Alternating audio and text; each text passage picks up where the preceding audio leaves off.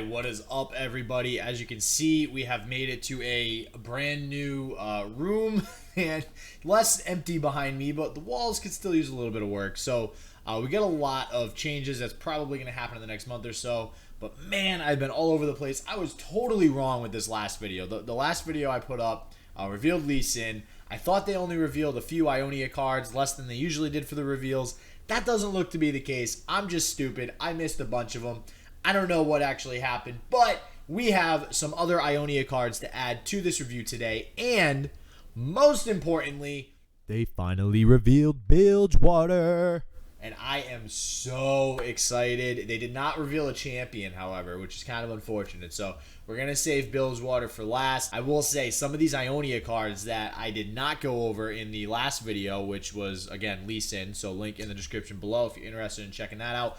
Most of these spells support leveling up Lee Sin. So pretty cool stuff. Really excited to get into it here. And we have another new keyword to go over. Oh my god, that's 4 keywords with this new set. That's a lot. As always, my name is Justin, also known as Shit Just Works. If this is your first time here, consider subscribing. We got tons of Legends of Runeterra content, and we got so much more on the way with this new set dropping late next week. So without further ado, let's get into all these new cards.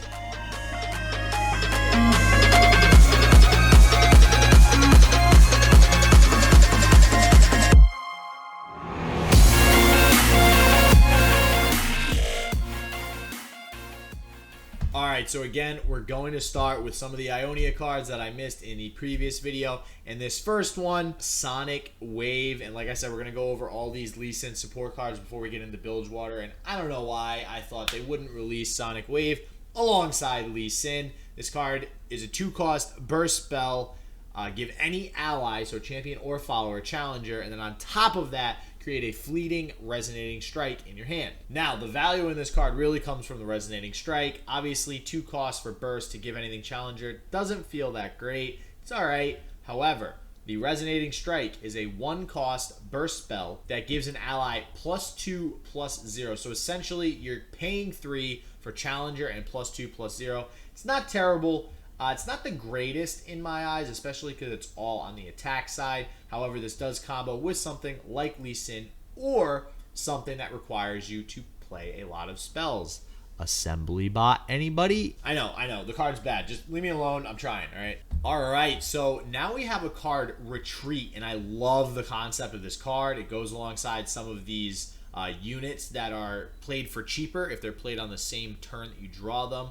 Retreat is a 2-cost fast spell card, and in order to get a fleeting return, you go ahead and recall an ally. Now, return again is fleeting. It's a 1-cost burst spell, and it allows you to play a unit from your hand that costs 3 or less. So if you have a 3-cost unit, this is essentially reducing its cost by 2. Okay, so you're kind of gaining 2 mana in a sense with that effect, meaning that the overall cost of this card is really only 1, and essentially you're paying 1 to recall an ally. So, you know, you could get any of the play effects or the summon effects off of that. So it's a very interactive combo-y card. I do like the design. I think it's a great card design. I don't think it's by any means overpowered or anything, but I love the effect. I love the potential, you know, really weird scenarios that it can put you in with recalling things and playing other units from your hand. So love the card design 100% with this card.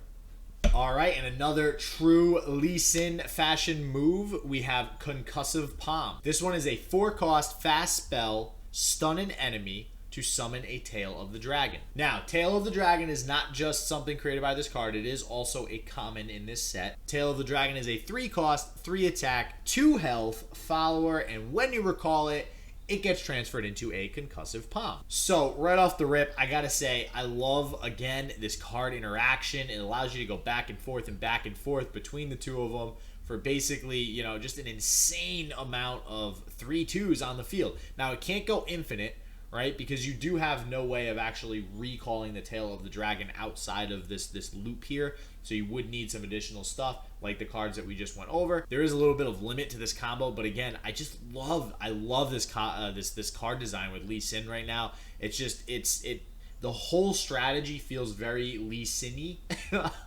Just playing a lot of stuff from your hand, bouncing stuff back, going back and forth. Feels very, very much like Lee Sin. Next up, we have Scales of the Dragon. So this is a 3-cost, 4-attack, 2-health follower. And when it's summoned, you create a Dragon's Protection in hand. Now, Dragon's Protection is a 2-cost slow spell. Very important here. Slow speed spell. +0/+3 to an ally. And it's interesting because everybody was like, oh yeah, all the buffs are burst speed. You know, that maybe that's something they're going to keep doing. They obviously are not going to hold true to that, and I think it's very interesting how they're using these spell speeds to affect the power level of spells, right? So obviously you're losing speed, but you're gaining additional buff and stats for the +0/+3. So it's kind of neat. You can play it pre-combat. I don't know. I just really love how they're using the different spell speeds right now in the set, and I think this is a great example of them doing so. All right, hey, before we get into the rest of the cards, please, again, if you are new to the channel, please consider subscribing. I appreciate the support a ton, and if you like the video, smash that like button. All right, before we get into Bilgewater, they did also reveal some Freljord cards, which I'm pretty excited about as well. One of them we did already see, but it's not actually a card in the set. I don't know if you guys picked up on that when we first went over it. It's just kind of like a token that another card creates. So that card in particular comes from Ursine Spirit Walker. So this is a 5-cost, 4-attack, 6-health follower. And if you play this card, you can possibly get his Plunder effect. And Plunder is the new keyword that they revealed. So first, to understand this card, let's go over Plunder. So Plunder's effect reads as follows. A card triggers its Plunder ability when played if you damage the enemy nexus this round. In this case in particular, as long as you play something that damaged the enemy nexus, then this puppy's gonna transform, and it transforms into a Stormclaw Ursine. So this is what we actually reviewed a few videos back, and I did mention I was a little bit concerned about the power level of this card. You know, obviously it's overstated at 6/6. Other allies with 5+ power get overwhelmed. I mean, it's a great card. I did think it was a little bit overstated, and now that makes sense. You know, the effect to actually get this card to be evolved into by Ursine Spirit Walker is Plunder. So you do have to actually deal some damage up front to their nexus before you're able to summon this bad boy. Overall, I think it's okay, but I'm not sure how much this Plunder effect is really going to be played with Freljord. So I'm very curious to see how they hash out the rest of Freljord and what they decide to do with Plunder within that region and other regions as well. Now, next up, we have a huge Plunder card and Sejuani's support card. So if you guys want to check out the Sejuani review video, link is also in the description below. Sejuani, another great champion that they revealed when they first revealed Freljord, and this bad boy gets her from your deck no problem. So we have the Tusk Raider, and this is very similar to the Leviathan. So another review video that we did, which will also be in the description video. Tons of links today, right? They actually revealed Swain, and Swain had an 8-cost follower essentially that draws him from the deck. This is the same for Sejuani, except this time there's a Plunder effect involved, and boy is this a good damn Plunder effect. You are doubling all the stats of every single ally in your deck. That includes champions. Now, I will say there was Avarosian Hearthguard, right? That's a thing. Everybody played the hell out of that when it first came out. Everybody thought it was busted, all right?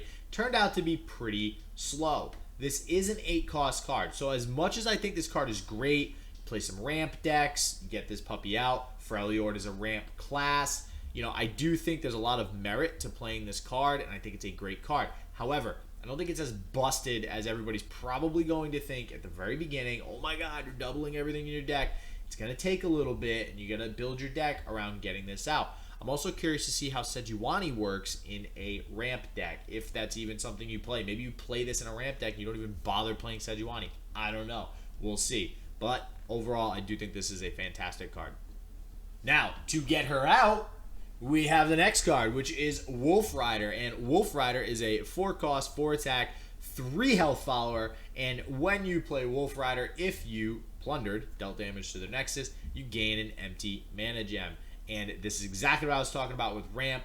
I think this will be a great addition to ramp decks in general. I'm glad they used a new keyword to support an old deck archetype.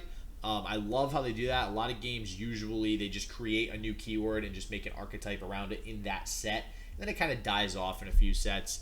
This one, they very much seem to be pulling from older sets. Well, there's only one older set, but pulling from the first set to build upon a strategy rather than create an entirely new one. And now, the moment you have all been waiting for. We have Bilgewater. So, thank God they did reveal Bilgewater. Unfortunately, no champion yet. So, I'm sure that will come in the next couple of days or so as we get closer to this set release here. So, the very first card we got is Citrus Courier. This is a 6 cost, 4 attack, 5 health follower. And when you plunder, if you play this after you have plundered, wow, the effect.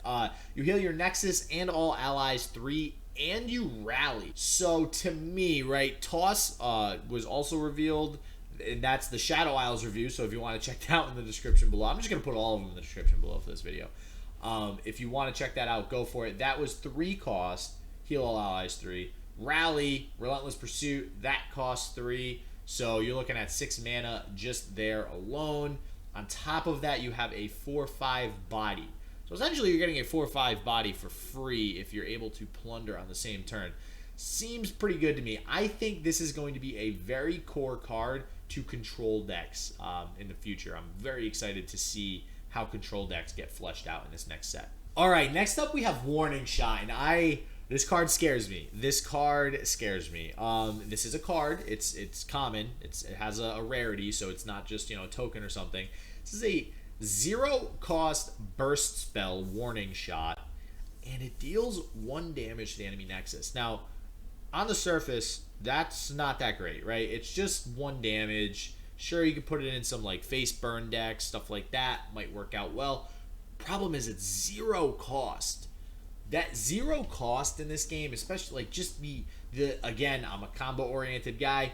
That's the first thing I think of. You have a 0 cost card. You can use that with so many different cards, create so many insane combos. Even just Funsmith alone, you play a Funsmith with this. This is dealing, extra damage. So it just, I don't know. I don't think this is that great. I don't think it's an awesome card. But I think there's some potential there that after looking at the set for a little while, there might be some pretty crazy interactions that you can pull off with this. Alright, so next up we have some more ramp support. This time for Bilgewater, not for Freljord, which is interesting. So they're kind of, I guess, going to be the next class to really truly get ramp support. And this card is Smooth Soloist. Now this is a 7 cost, 3 attack, 4 health follower. And when you plunder, as usual, you're going to get the effect that every ally in your deck is reduced by 2 costs. So that's insane. If you're playing all, like, let's say Tryndamere, you have an 8 cost Tryndamere, now it's 6, right?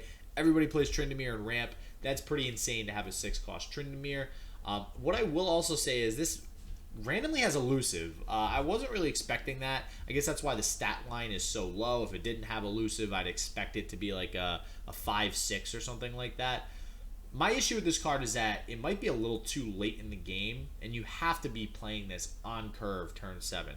So it does seem to be a good ramp option. You can definitely see some sort of ramp archetype built around this, but the elusive doesn't really seem to go with the ramp strategy that much. And again, I do think it's at too high of a curve to really make too much of an impact. But hey, I could be wrong. We shall see. All right, and lo and behold, we have Jagged Taskmaster, some more 1 cost follower support. Yes, finally. Oh my god. So hopefully 1 cost follower decks will actually become a thing. And for the love of God, those Professor Von Yip decks will actually be good. I cannot wait. This puppy gives all 1 cost allies everywhere +1, +0. Doesn't matter if they're in your deck, hand, battlefield, whatever. Pretty awesome card. I mean, obviously it's not that great overall, just because the 1 cost, archetype isn't really that great yet. But hey, put this in with Professor Von Yip. Let's see where this deck can take us. All right, everybody, that's it. I am off to do this at some point. Hoping to get a 2 PC stream setup going at some point. I got a lot of work to do, so very excited to be in this new spot, though. I don't know. I get the creative juices are flowing, right? So everybody, as always, stay healthy, stay positive. I hope shit just works for you, and peace out.